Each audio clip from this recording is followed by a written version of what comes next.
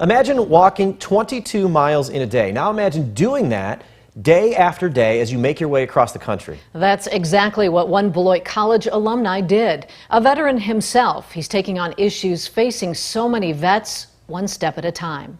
The second half, the physical part actually became the easy part. It was the mental part of having to do it every day, of being a homeless veteran day in and day out, that really took its tolls. I was completely unprepared. In 2019, Navy veteran Tommy Zurhelen grabbed his running shoes and walked across the country. He planned his journey to raise awareness for homeless veterans and veteran suicide, something he knows all too well. My transition was pretty rough. I was basically by myself, living in Washington State, which I didn't really know anybody. Zurhelen went to Beloit College to play football. He graduated with a creative writing degree but couldn't find a job, so he joined the Navy. I enlisted right after college and spent 6 years in the Navy and 2 in the reserves. Zurhelen ended up in New York State and became the commander at the VFW in his hometown. And I was immediately shocked to find out how many challenges a lot of our veterans faced here just in our community.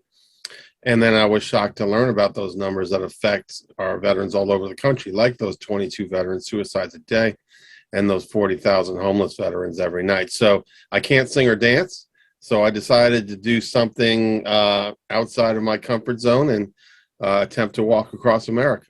Zurhelen flew to Portland, Oregon, and planned a route all the way to New York State. Well, if you asked me in the first couple of months, I would not say it's going very well, but somehow I made it.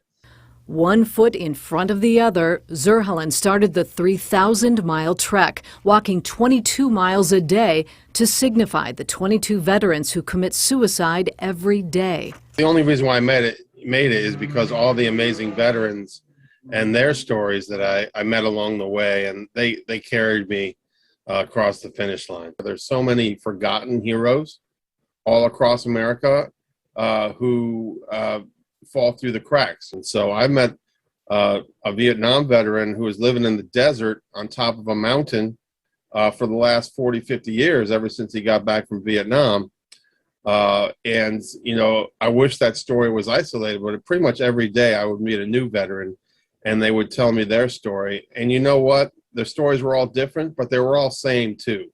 Their stories of heartbreak and loss and kind of being forgotten. Zurhelen said he was shocked so many veterans still face challenges. He learned most of America was too. Probably the biggest thing I learned is that people were surprised to learn about these challenges facing our veterans. We always say thank you for your service, and we think we're doing a good job supporting our heroes, but we got a lot of ground to cover. Which is where the Vet Zero project comes in. It offers free rides to appointments and teaches job skills. The goal? 0 veteran suicide and 0 veterans homeless. So we need to do a better job to, shine a spotlight on these heroes and their issues and get them the support they need. The walk raised more than $70,000. Zurhelen wrote a book about his experience. It's called The Low Road, Walking the Walk for Veterans. All of the proceeds go to the Vet Zero project. We do have a link to that on our website, mystateline.com.